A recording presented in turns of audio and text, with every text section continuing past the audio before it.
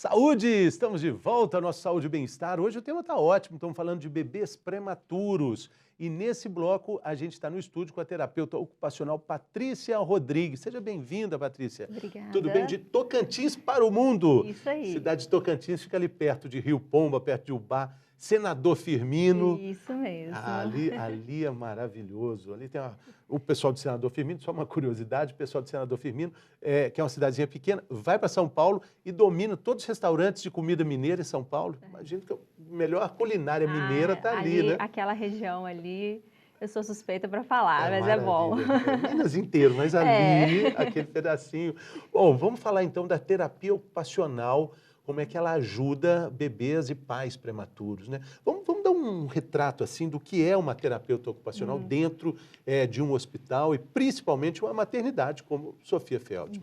Tá.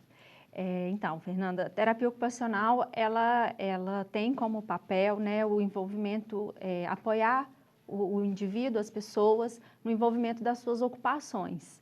E aí, a gente pensando no ambiente hospitalar, o bebê, por causa da internação, ele pode ter privações no envolvimento das suas ocupações, tanto pela internação em si, quanto pelas condições que o fazem estar ali, né? Para se alimentar, para brincar, para interagir com a sua mãe, com a sua família, com o ambiente, né? E os pais, ao acompanhar a internação do filho, eles também eles têm que se envolver numa nova ocupação, que é o ser pai, ser mãe, cuidar de um filho, mas eles também têm as suas ocupações, os seus papéis que podem ficar comprometidos por esse ambiente hospitalar, né? Então, é diferente de você, do que você consegue fazer na sua casa, do que num outro ambiente, com uma outra rotina. Então, o terapeuta ocupacional, ele está ali para apoiar. Exatamente. Tanto o bebê quanto a família e a equipe também, né, para esse processo de internação dele. Que curioso ouvir você dizer o seguinte, as ocupações de um bebê recém-nascido, ele acabou de chegar ao mundo, mas ele já tem as ocupações. Já tem, né? O bebê, ele tem as suas competências, desde muito cedo ele já começa a desenvolver, né, as suas capacidades. Então, mesmo o prematurinho muito pequenininho, ele tem as suas competências e ele tem as suas ocupações, o que vai ser esperado dele, o que desejar. E o ambiente hospitalar é uma interferência significativa nesse processo ocupacional. Sim, né? Um bebê que está num ambiente que é ruidoso muitas vezes, né? Com muito barulho, um bebê que é manipulado muitas vezes pela equipe, pelas necessidades de cuidado ali do dia a dia, a própria luminosidade, tudo isso interfere. E aí eu estou pensando também no sono e no descanso, que é uma ocupação para esse bebê, que é importante o sono para ele, né? É nesse sono, é nesse momento que ele vai também crescer e desenvolver. E se ele é o tempo inteiro manipulado, ele ali tem dificuldade, pode ter dificuldade, por exemplo, para conseguir evoluir para o sono. A gente viu no primeiro bloco as incubadoras cobertas com aquela manta chamada blackout, muito bonitinha, toda padronizada com o símbolo do Sofia, e ali é para, pelo menos, entregar um pouco do que seria o ambiente propício, que seria o feto, né? É um ambiente, né, intrauterino, um ambiente que tem uma penumbra, né, um ambiente mais aquecido, os movimentos ali vão ser de acordo com o movimento da mãe, e são movimentos mais suaves que acontecem, então esse bebê ele se movimenta ali de forma mais suave, e quando ele vai para o meio, né, para a internação, para esse ambiente extrauterino, né, que é o ambiente hospitalar, é frio, né? A unidade ela é fria, ele vai ser manipulado pela equipe para fazer os seus cuidados, tem muita luz, então tudo isso vai interferir, vão trazer repercussões para ele crescer e desenvolver. E imagino também a questão da mãe ali, com aquela expectativa que ela teria o bebê durante esses meses que se anteciparam, a relação dela seria de um jeito. Mas agora ela precisa ser intensa, porém de outra forma, em outro ambiente, com outra expectativa. Com outra expectativa, isso mesmo. Né? A própria internação, ela já traz um risco de afastar, né, esse bebê, separar esse bebê da família. né? Um bebê que nasce de 9 meses, automaticamente já vai para o colo dos pais, já está ali, né? A mãe já pode rapidamente amamentar e tudo. O prematuro não, ele vai para a unidade e um ambiente muito diferente, né? Para muitas mães e pais, que é um ambiente, né? Com muito bebê com todos os fios, aparatos, tudo que tem ali, né? E aí isso pode dificultar um pouco a aproximação desses pais. Mas de extrema importância, o mais cedo possível, a gente estimular, envolver eles ali, estar presente, se aproximar e cuidar. A mãe, né, fica internada também? Não, a mãe, a partir do momento que ela recebe alta, né, o bebê continua internado. Nas instituições, de um modo geral, o que o próprio método Canguru traz, né, a importância de favorecer a presença desses pais. Tem algumas instituições que elas conseguem favorecer isso através de vale transporte, por exemplo, para favorecer o deslocamento, oferecendo refeição, né? E lá no Hospital Sofia Feldman, nós temos um alojamento, um espaço destinado para elas, que se for de desejo delas, elas podem ficar. Elas não estão internadas, mas elas podem permanecer nesse espaço o tempo que for de desejo delas, enquanto o bebê estiver na UTI. Porque depois que ele vai para a UCI, aí ela já vai ter uma cama, né, um leito ao lado do bebê. A UCI, estar junto a com UCI o bebê. é uma evolução. É uma evolução, né? A gente pensa numa linha de cuidado, a UTI, o bebê ele já tem um pouco mais de risco, ele precisa de alguns cuidados mais intensivos, que a gente fala, né? O próprio oxigênio, a forma que ele é ofertado, e à medida que ele vai evoluindo, ele sai dessa unidade de alto risco, que é a UTI, e aí ele vai para a UCI. UTI que é unidade espaço. De tratamento intensivo, UCI Isso. unidade de cuidados intensivos? A gente, um pouco parecido assim, né? UTI, unidade de terapia intensiva, UCI, unidade de cuidados... intensivos? Não. O I é de? Unidade de cuidados intermediários. Intermediários. Aí sim Isso. a mãe fica no hospital? Isso. Aí ela pode ficar internada no hospital? Internada não, ela não fica internada, né? Ela tem a disponibilidade para ela de um espaço ao lado do leito do bebê, tá? Hoje, o que nós temos no Brasil é que, na neonatologia, a UCI ela é dividida em dois tipos de UCI. A UCI convencional e a UCI canguru. Geralmente, na UCI canguru é que a mãe fica junto ao seu bebê. No Hospital Sofia Feldman, desde a UCI convencional, a gente já tem o leito para que a mãe permaneça próximo ao seu filho. Ela não está internada, ela pode estar ali sempre que for possível, mas ela fica ao lado do bebê. Isso favorece muito a gente poder envolver ela nos cuidados, né? Dar oportunidade para ela conhecer, estar mais próximo do seu filho, conhecer os sinais dele, né, para poder responder, atender a esses sinais, seja os sinais, as necessidades que o bebê tem, como também os alertas ali, né? Ele está com dificuldade para alimentar, está mais sonolento, o que está acontecendo, né? Ela reconhecer esses sinais e poder atender a esses sinais. De uma forma geral, como é o comportamento da mãe nesse processo? É de aceitação? Às vezes pode ter algum tipo de indignação, um pouco de revolta com o que aconteceu? Com o que aconteceu, olha, os estudos mostram, e a nossa experiência, convivência, é um misto, assim, tem vários sentimentos, né? Elas têm muito medo, né, pela saúde, pela vida do bebê, muita insegurança, às vezes culpa, né, pelo parto prematuro, ou porque o bebê às vezes está internado e ela não pode estar ali com ele porque ela tem outro filho por outros motivos, ou porque ela também não ficou bem, precisou ficar internada. Então, é um misto de sentimentos. E a cada etapa, esses sentimentos eles podem surgir com mais intensidade ou não. E aí, por isso que é importante o apoio da equipe ali. É um processo. É um processo, né? E fortalecer esses pais, né? Para acompanhar a internação do bebê e para depois, em casa, né, eles se sentirem fortalecidos para a continuidade desse cuidado. E é impressionante como a forma de tratamento e até de colocação do pai no primeiro bloco, a doutora Estefânia falou que o pai é fundamental também, né? Sim, sim. Eu sou pai de 2 meninos, nos 2 partos aqui em Belo Horizonte, em hospitais diferentes, nem existia a possibilidade de estar ali na sala de cirurgia. No primeiro hospital, foi um hospital público, Hospital da Previdência, nem, assim, eu fiquei do lado de fora do corredor esperando para ver o que ia acontecer. No outro, uma maternidade particular, tinha o vidro ali, que era o máximo que eu podia fazer. Hoje, mudou muito isso, né? Sim, sim. A figura do pai tomou uma importância maior, sim, né? Sim, né? Ele é importante, como a Estefânia mesmo disse, né? Ele tem uma importância nesse processo, não só para apoio para a mãe, mas nessa relação com o filho também, no cuidado com o filho. Então, desde o nascimento, desde o pré-natal, é importante, né, incentivar o pai a acompanhar a mãe, a gestante nas consultas. No nascimento, a oportunidade, né, dela ter um acompanhante que seja de desejo dela durante o parto e após a internação do bebê.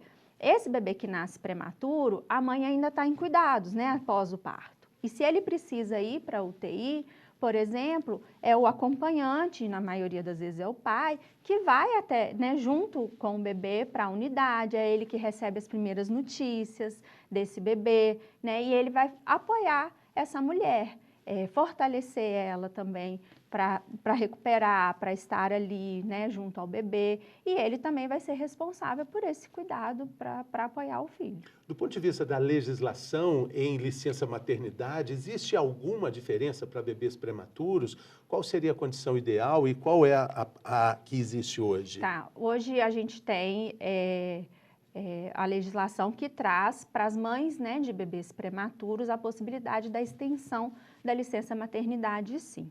Tá? Então, ele conta também esse período de internação do bebê.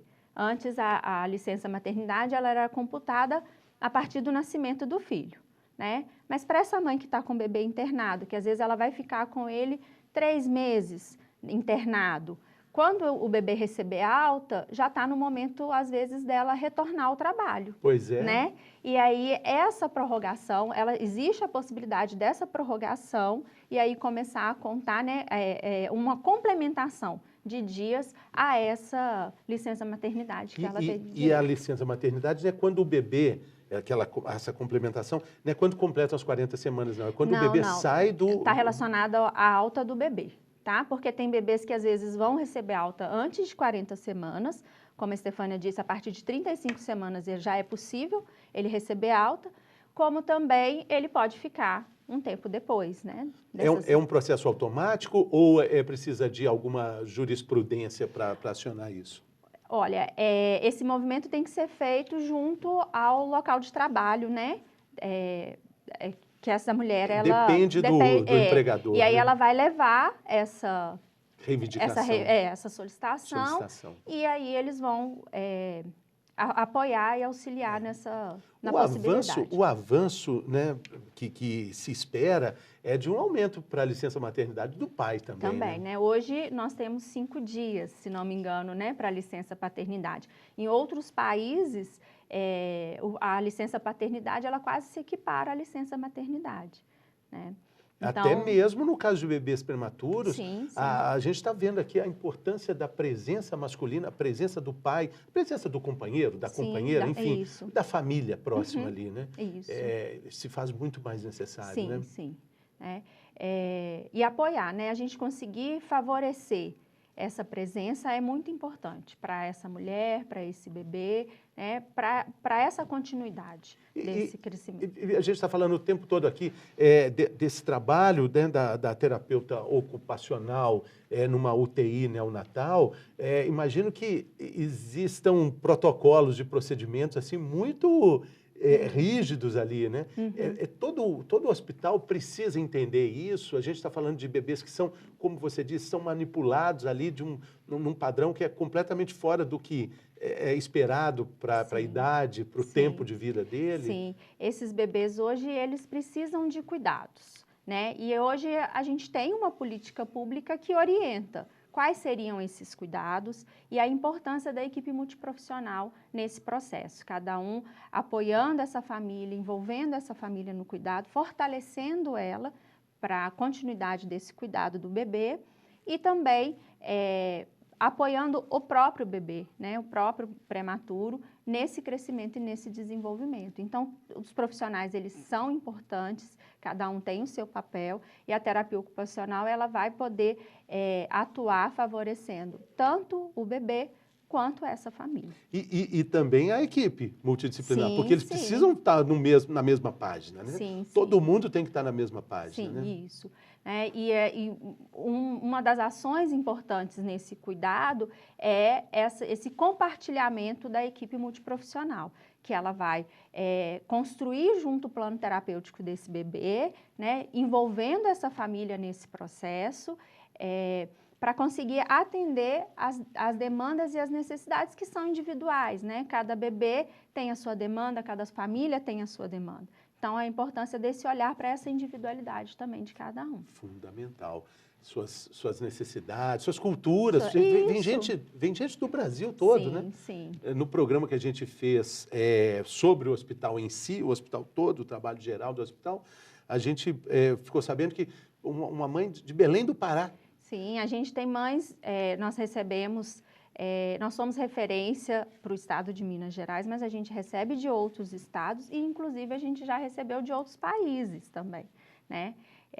Pessoas que vêm, alguns até refugiados que estão no Brasil, mas que de culturas tão diferentes, né? E tudo isso precisa estar ali no mesmo amparo, com o mesmo carinho, né?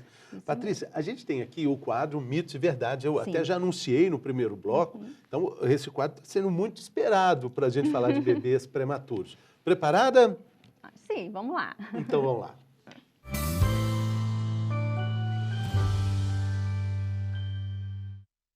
É o seguinte, são 10 questões e eu falo, é uma frase e você me diz mito, ou você me diz verdade, ou você pode dizer em parte, fique bem à vontade. E tudo dentro da sua vivência de profissional, dentro da sua realidade, tá bom? Tudo bem. Primeira questão é essa, o desenvolvimento neuropsicomotor precisa ser observado quando o bebê é prematuro. Mito ou verdade? Verdade. Né? Esse bebê, a gente tem que pensar que ele nasceu antes da hora, né? E ele ainda está em desenvolvimento fora do útero. Ele vai desenvolver todas as suas capacidades ainda até os 9 meses ou após. Então, esses bebês, a gente precisa ter um olhar para eles, um olhar mais específico para esse desenvolvimento, porque eles têm risco aumentado para ter alguma questão relacionada ao desenvolvimento. Nós estamos falando até depois que o bebê saiu do hospital. Isso. A idade que ele vai começar a engatinhar, andar. Isso mesmo. Aquela peguinha no dedo, assim, que é tão característica de bebê, né? Avaliar todo o seu desenvolvimento global, né? Desde habilidades cognitivas, motoras, todo o seu desenvolvimento. E esse acompanhamento, ele é realizado no ambulatório de segmento. Tá? As repercussões da prematuridade, elas podem estar relacionadas a questões motoras ou cognitivas. Então, quanto mais a gente conseguir acompanhar essas crianças, melhor. Né? O interessante seria, pelo menos até a idade escolar, porque muitas vezes as repercussões elas vão aparecer nesse momento, mas se não for possível, pelo menos até os 2 anos de idade desses bebês. Idade escolar, que a gente está falando de idade escolar? A gente está falando de 7, 8 anos, a partir dessa idade. Sim, tá? Sim. Até mesmo o desenvolvimento lá na escola. Lá na escola. Né? As repercussões da prematuridade, elas são diversas, elas podem, né, ser diversas. E eu posso trazer a possibilidade da gente acompanhar esse prematuro, na verdade, até a idade adulta, ela é muito importante, porque eu posso ter questões relacionadas desde o engatinhar, que ele pode ter uma dificuldade para iniciar, para a marcha, o engatinhar, né, ou para falar, mas ele também pode ter questões relacionadas, questões sociais, comportamento, né? Então, nem tudo pode ser que apareça nesses primeiros anos de vida. E é muito interessante o que a gente está dizendo, poxa, até na idade adulta, até questões ligadas à relação social da pessoa com o mundo. Então, Você acha que podem existir problemas com pessoas já na fase adulta que estão relacionadas à prematuridade lá atrás? Sim, sim. Porque eu acredito que deve ter muita gente que nem sabe que foi um bebê prematuro. Um bebê prematuro, né? Hoje, a ciência está muito avançada, né? Então, a gente tem muito mais possibilidade. Antigamente, a gente tinha menos informação, as famílias talvez nem tinham acesso a esse tipo de informação. Mas são questões que podem aparecer, sim. Às vezes, elas já são presentes, mas elas vão aparecer de forma mais marcante, né, na vida adulta, ou às vezes é algo que vai aparecer posteriormente mesmo. Quais seriam esses detalhes assim que podem ser preponderantes na fase adulta, decorrentes do nascimento prematuro? Pessoas que têm, por exemplo, dificuldade de concentração, né, dificuldade de atenção, pode muitas vezes estar relacionado à prematuridade que ele teve. É uma informação importante que a pessoa precisa ter, né? Questões diversas. Hoje a gente tem conversado e discutido muito sobre o autismo, né? Hoje cada vez se fala mais sobre o autismo. E muitas vezes o autismo pode estar relacionado também à prematuridade e muitas vezes esse diagnóstico vai aparecer tardiamente na vida adulta. O que, aliás, tem acontecido muito, a gente vai em breve fazer um programa específico sobre isso, o diagnóstico tardio do autismo. Uhum. Adultos sendo diagnosticados, Sim. Existem também alguns casos em que os pais levam o filho para buscar um diagnóstico, o profissional diz, sim, o diagnóstico está dado, e o seu também. Ou seja, os pais descobrem o autismo quando o filho é diagnosticado com autismo. Sim, pode acontecer, né? Também por isso, pelo acesso hoje à informação, né? Os cuidados, os meios de acesso, está mais democratizado o acesso, né? Isso. Muito bacana. Bom, vamos lá então. Alguns estímulos, como o excesso de luz e barulho, são prejudiciais aos bebês prematuros. Mito ou verdade? Verdade. Verdade, a gente falou sobre isso aqui. Né? Esse excesso de luz, excesso de ruído, ele pode trazer repercussões importantes para o bebê. O bebê ele precisa desse ambiente que seja favorecedor, né? E aí um ambiente ruidoso, isso pode trazer para ele dificuldade para ele manter o nível de alerta dele, evoluir para o sono, né? Se tornar um bebê mais irritado, ter dificuldade para dormir, para se alimentar, porque o ambiente ali não favorece, irritabilidade. Né? E ruídos elevados podem trazer prejuízos maiores, como, por exemplo, a própria hemorragia no cérebro pode estar relacionada também a um excesso de ruído, né?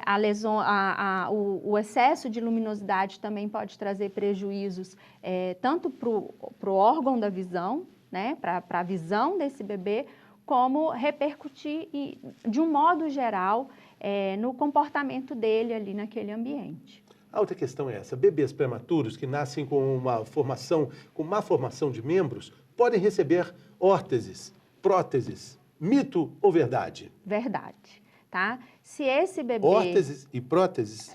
A prótese, ela está muito relacionada à substituição de um membro ali, né? Então, se ele nasceu, às vezes, sem alguma parte do corpo, mas isso não necessariamente essa prótese vai ser confeccionada ali ainda no período neonatal, né? A órtese em si, aí ela já traz um benefício que pode ser utilizada durante essa internação, né, com o bebê com uma malformaçãozinha ou uma malformação, ou por alguma questão motora, ele tem, é um bebê que mantém a mão, por exemplo, muito fechada, né? E aí a gente pode fazer uma órtese para posicionar a mão, para evitar um encurtamento dessa musculatura da mão e, posteriormente, até dificultar ele para pegar, como você diz, né? Segurar no dedinho. Aquela cena clássica. Lá no futuro, escrever, né? Fazer as suas atividades de um modo geral.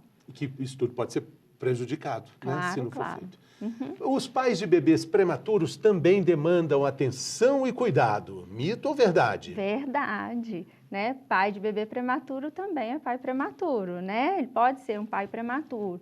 E a prematuridade, se ela traz muitas questões que eles não estão necessariamente, que não é do dia a dia dele, né? E ele precisa de cuidado, porque isso traz questões voltadas tanto pessoais, né, de enfrentamento do que está acontecendo e tudo, como para fortalecer eles mesmo. E informação. Informação, sempre a gente diz aqui, informação é remédio, né? Remédio poderoso. Informação de qualidade, informação verdadeira, né? Isso aí. A outra questão é essa: após a alta no hospital, o bebê e a família podem e devem continuar com acompanhamento. Mito ou verdade? Verdade também, tá? Todo bebê, na verdade, né, ele precisa desse acompanhamento, né? O bebê que nasceu de 9 meses, ele vai ser acompanhado pelo pediatra, pela equipe do centro de saúde, de qualquer forma vai existir esse acompanhamento. Mas o prematuro, ele precisa de um acompanhamento mais específico, tá? E aí a gente fala desse acompanhamento de duas formas. Ele pode receber alta um pouquinho antes do tempo ali, mas aí ele continua o acompanhamento no hospital, associado à atenção básica, até ele completar 2,5 kg, tá? E após esse acompanhamento, que é a terceira etapa do método canguru, aí ele vai fazer o acompanhamento no segmento, tá? Para apoiar os pais em relação ao cuidado, né? Corrigir qualquer fator de risco que possa ter ali, e para avaliar e apoiar no crescimento e no desenvolvimento desses bebês. O quanto antes a gente intervir, apoiar, ajudar a família, melhor vai ser. A questão agora é essa: é importante estimular o recém-nascido com exercícios, com atividade, com ocupação, como você disse aqui. É mito ou verdade? Verdade, mas com uma atenção, né? Todo excesso pode trazer prejuízos, né? Então, para esse bebê... Em qualquer idade da vida. Em qualquer idade, né? E esse bebê, a gente tem que tomar muito cuidado com o excesso com ele, né? O manuseio, a estimulação, ela tem que ser, que a gente fala, oportuna. No melhor momento, avaliando os sinais desse bebê, as respostas, na hora que ele dá conta, ele vai ser estimulado. Mas estimular ele não é só fazer o exercício, mexer com a perninha, mexer com o bracinho. A partir do momento, por exemplo, que eu incentivo e eu auxilio o bebê a ir para o pele a pele com a mãe, com o pai, eu estou fazendo uma estimulação excelente para ele ali, que às vezes é essa que vai ser a melhor estimulação para ele, entendeu? E não necessariamente eu ir lá e ficar mexendo no bracinho e na perninha. Vai depender muito do desenvolvimento dele, das capacidades dele, mas sim é importante a gente estimular esses bebês. E por incrível que pareça, né, Patrícia, o temperamento já está ali, né? Ele nasceu antes do tempo, mas o temperamento está no tempo certo. Os bebês já mostram ali algum traço de uma personalidade mais irritadiço, mais calmo, mais agitado ou mais tranquilo? Não, existe isso, a gente consegue perceber, mas a gente tem que tomar um cuidado se isso não está relacionado como uma resposta ao excesso de estímulo, ao pouco cuidado ou ao não cuidado, por exemplo, em relação a procedimentos que possam provocar dor para esse bebê, né?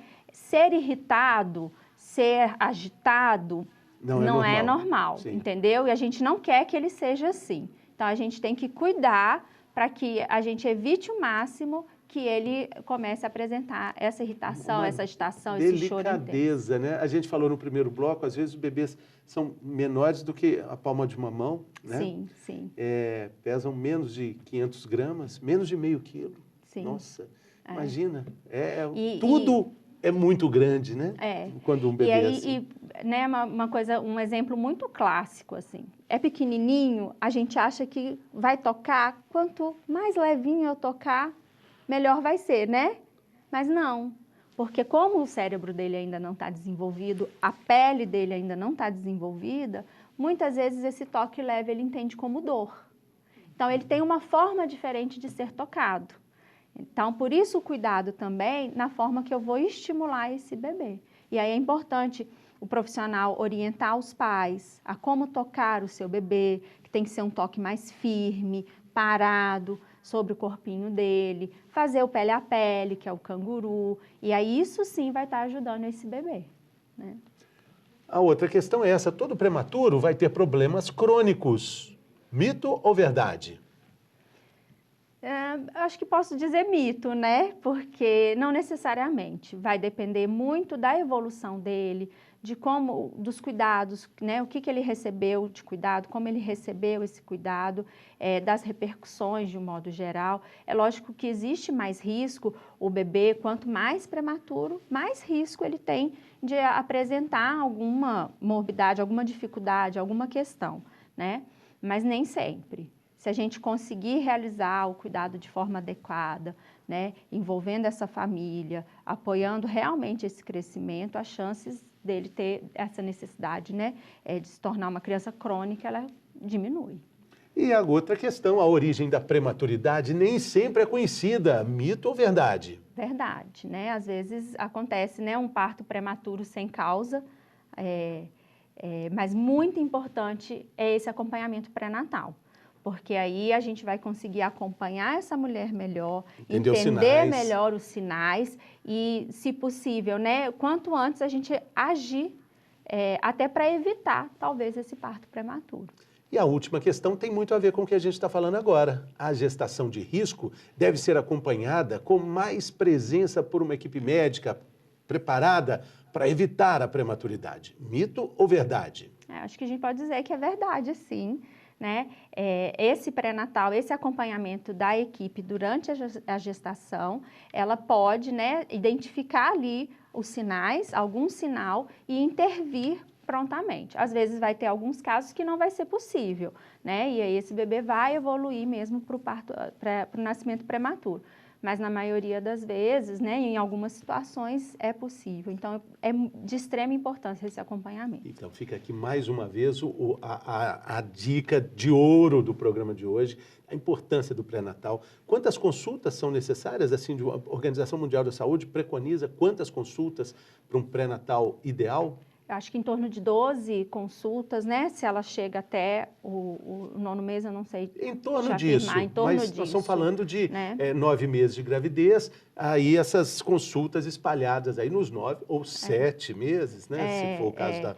E o importante é ela identificar essa gravidez também o mais rápido possível, né? Para ela já iniciar esse pré-natal mais cedo. Exatamente. Patrícia Rodrigues, muito obrigado. Valeu demais a sua presença. Você abrilhantou o nome da cidade de Tocantins aqui no nosso Saúde e Bem-Estar. Mande um abraço para todo mundo de lá. Muito obrigada. E a gente agradece também a sua companhia. Convidando mais uma vez para você interagir conosco lá pelas nossas redes sociais, curtir a nossa programação aqui do canal Viver Brasil, dizer o que você está achando e acompanhar os episódios pelo nosso canal no YouTube. Você vai lá, faz a sua inscrição, aciona o sininho, fica por dentro de todas as novidades, novos programas surgindo, para ficar por dentro de tudo por aqui. Até o próximo Saúde e Bem-Estar.